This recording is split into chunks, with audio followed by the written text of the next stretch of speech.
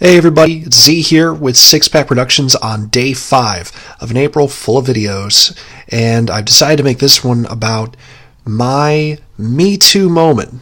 But don't worry, it's a little bit more lighthearted than I imagine every other story that starts with that, and it's a bit more lighthearted than the videos I've made so far this week. Let's just jump right into it. So this was about a year and a half ago, give or take.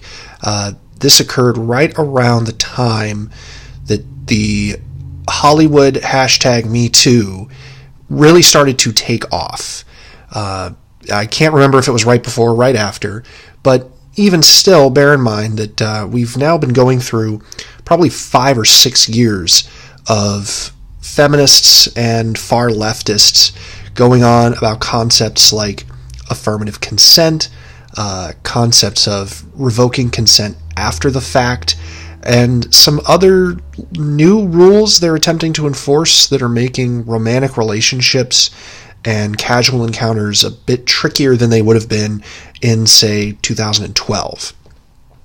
In my case, there really didn't seem to be anything going on. I had been out drinking with friends. I was in a rather well-known nightlife area where there were a lot of bars and clubs in this particular city where I was living at the time.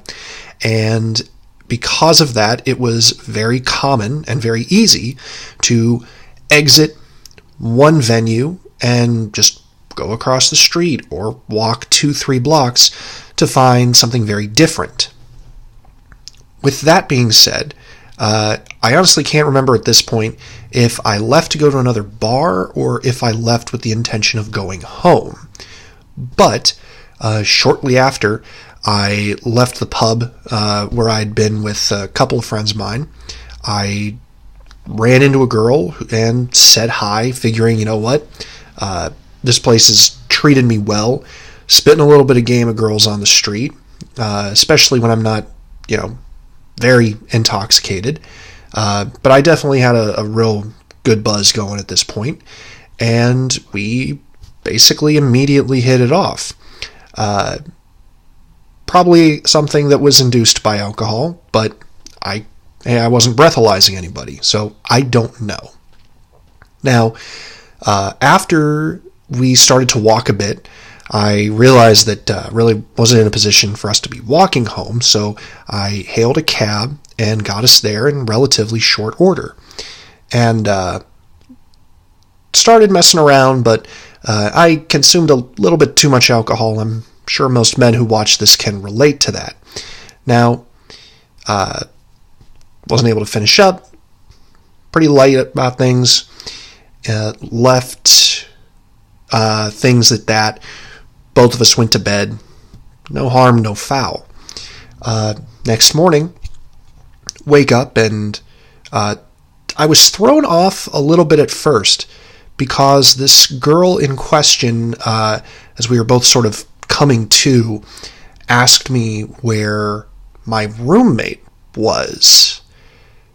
And she didn't say, "Where's your roommate?" She referred to him by name.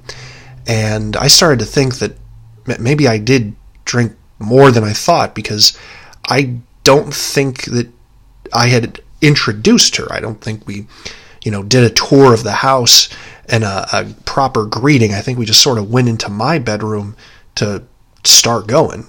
But hey, you know what? It wouldn't be the first time that I remembered 90% of a night and just lost a detail or two along the way. So I said, I'm pretty sure he already left for work, and kept bullshitting for a little bit past that until she asks me another question and then calls me by name and uses the wrong name. Which, okay, so this is a weird combination of events, but my reaction was not very strong. I went, you know what? I'm not offended. She's attractive. She's really cute. She probably got hit on 10 times last night and has mixed me up with somebody else. Hey, you know what? It's not the end of the world. I'm not one to judge there. So when I correct her and say that's not my name, she looks at me for a sec, and then her eyes go wide, and all she says is, "Fuck." And that's it. And of course, the reason for this, I had to inquire. So she goes on to tell me that the entire time, from the moment she saw me, and the reason we immediately hit it off and I thought we're having a great interaction, was that she thought I was one of her close friends from high school. Yeah, it turns out that she was in, I can't remember if it was a senior year or a graduate program, but she was towards the tail end of her college education.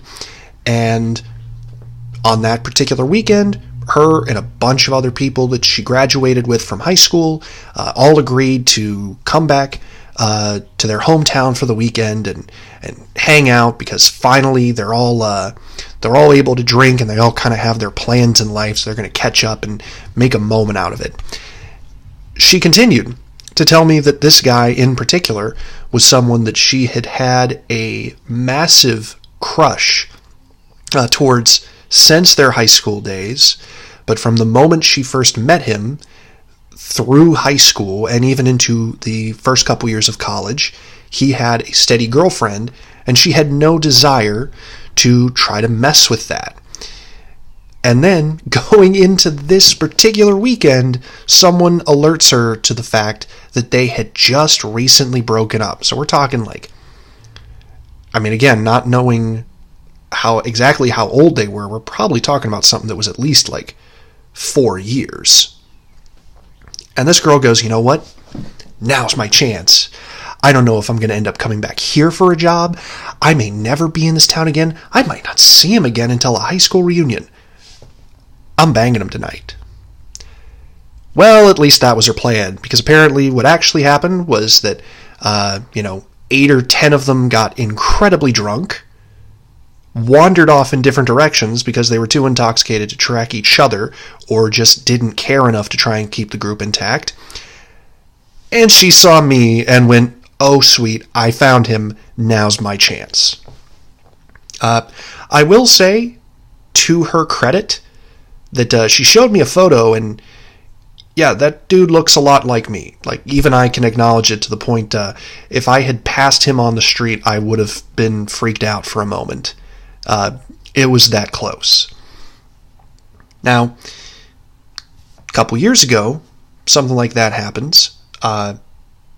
You would laugh if you were in my role, perhaps. I never tried to present myself as anyone that I wasn't. I just thought this was a girl that was looking for something, to be entirely honest. If that happened to me last night into this morning, and it actually kind of crossed my mind at that point, was, do I need to be really concerned right now? Because that's the sort of thing that social justice warriors and feminists would try to use and say you committed some sort of wrongdoing. So, in a pause ensued, and then I asked her point blank how she felt on it, and her response was, "Well, it was my fuck up."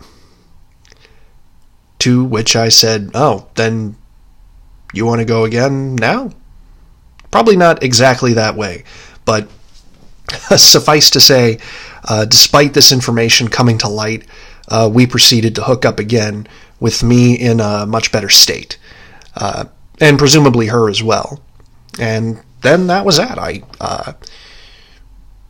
got everything set to get her home afterwards. Obviously, she thought that she was much closer to her house than she initially thought, which was pretty funny. Never heard from her again. Never saw her again. It's a hilarious story and a notch in the proverbial belt. And that's about the closest that I have, and hopefully will ever come, to being hit with a hashtag #MeToo moment. So I think along with it just being funny, in my opinion, is maybe giving guys out there some hope who are terrified that every woman out there is just looking for an opportunity to levy an accusation, to post it on Twitter, and to bask in the warmth of victimhood in 2019, there are sane women out there. It's tough to find them. I admit I got lucky, but it's not over yet. And we have a chance to kind of get over this hump and move forward as a race of humans together. So hopefully you guys enjoyed that. I think the weekend videos are going to be like this, some more entertaining ones, a bit less philosophy and dialogue, and a bit less serious. So hopefully you guys enjoy these too. This is Z with Six Pack Productions. Please share, like, subscribe, and comment to the video. Everybody enjoy your weekend. Peace out.